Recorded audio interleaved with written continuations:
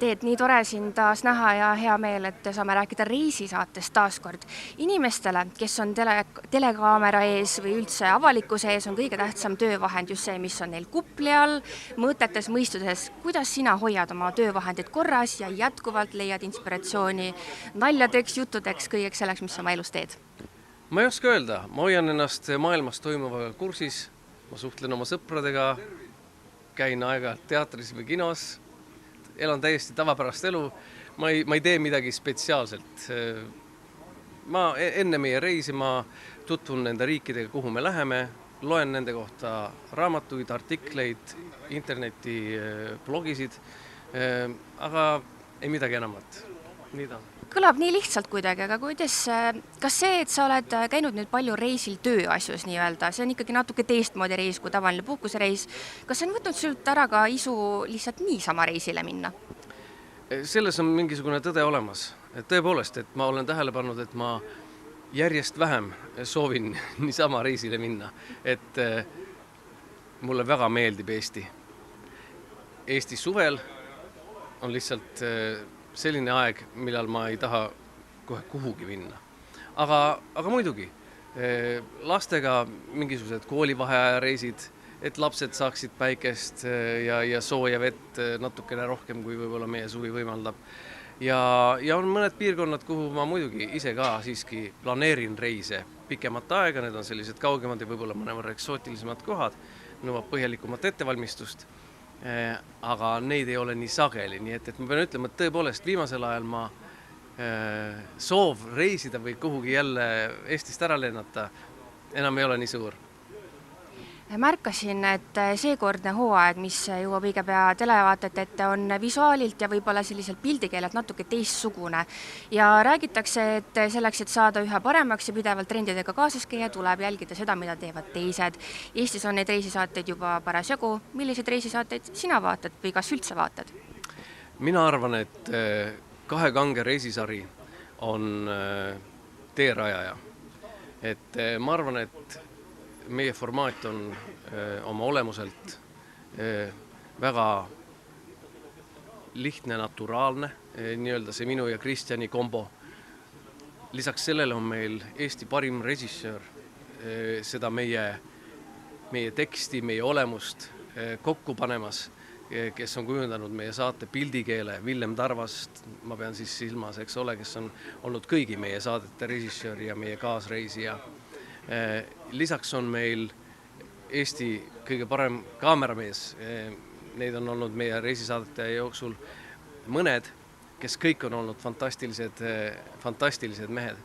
Aga jah, et meie oma viimased paar-kolm reisi oleme teinud Madis Reimundiga ja Madise nooruslik tuhin ja tema soov töötada ja kui põhjalik ta on ja see inspireerib omakorda meid Kristjaniga tegema kaasa erinevaid hullusi mõnes mõttes ja pärast Villem saab sellest hea asja kokku panna.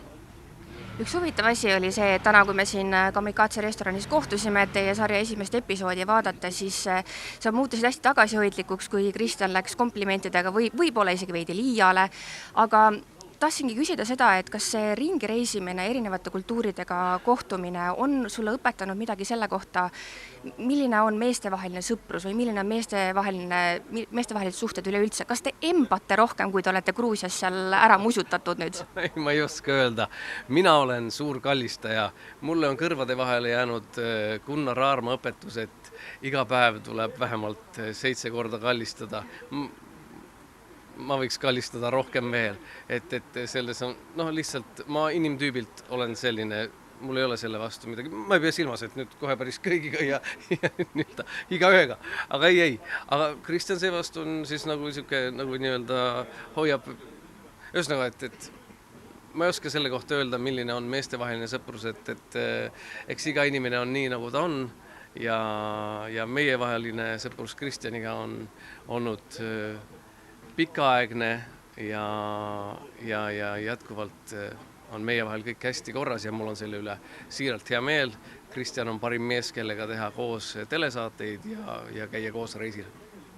Viimane küsimus on selline, et me näeme ekraanilt palju nalja ja naeru, saame ka väga palju asju teada, aga kas tuleb meelde selline olukord, kus päriselt on olnud elu üle või elu pärast hirm, sest neid kohti, kus te käite, on ikka üsna mitmesuguseid? Noh, elu pärast ei ole olnud hirm. Et ikkagi need mingit laadi hirmud või juhtumised tõsisemad jäävad sinna meie esimestesse reisidesse, kus me alles õppisime ja saime aru, kuidas ja mida tuleb planeerida, millega tuleb arvestada. Oma esimesel reisil Lõuna-Ameerikasse, ma ei mäleta, reisi 5. päeval varastati meil kaamera, meil toona olid kaamerad kallid ja suured ja tehnikat asendada kusagil Ecuadoris üleöö ei ole lihtsalt võimalik. Raha oli veel vähem, palju vähem kui praegu. Nii et see on olnud üks selline suur juhtum, mis on juhtum, et tõepoolest ühes bussis, lihtsalt rahvast täis bussis, kui me panime oma kaamera üles sinna, kus neid kotiriiulil hoitakse. Pärast me saime siis sealt tagasi ainult koti, mis oli tühi. Nii et see oli suur ehmatus ja kogu oma järgmise Lõuna-Ameerika reisi põhimõtteliselt 6 aega, siis me filmisime ühe väikese sellise käsikaameraga, mille kvaliteet 15 aastat tagasi oli üsna tagasihoidlik. Me oleme õppinud loomulikult, et me ei tohi teha liiga riskantseid samme, mida mina armastan võib-olla teha või varem selliseid ekstreemsemaid, nagu mul tuleb meelde üks rongisõit, 2-päevane rongisõit Indias, sellises nii-öelda ühiskupees, kus oli sadu inimesi sõna otseses mõttes, kus olid pead ja jalad koos, 3 korrusel inimesed magasid, istusid, sõid ja jõid ja see oli tõeline katsumus sellise rongiseinu kontekstis, aga meie pidime ju sel ajal ka ikkagi tööd tegema, me pidime kuidagi puhkama ja see oli selline klaustrofoobne kogemus siis Kristjani jaoks, kes sai sellest päris korraliku šoki. Aga mida reis edasi, et seda rohkem on ju tulnud seda tarkust ja enam me nagu ennast meelega liiga suurtesse ohusituatsioonidesse ei sea. Ja kõiki neid toredaid elamusi saame nüüd juba näha Kaukaasias, kus teil läks, ma loodan, et oluliselt lihtsamini. Suur tänu ja ma ei tea, kena suve jätku tundub. Jaa, suur tänu vastu.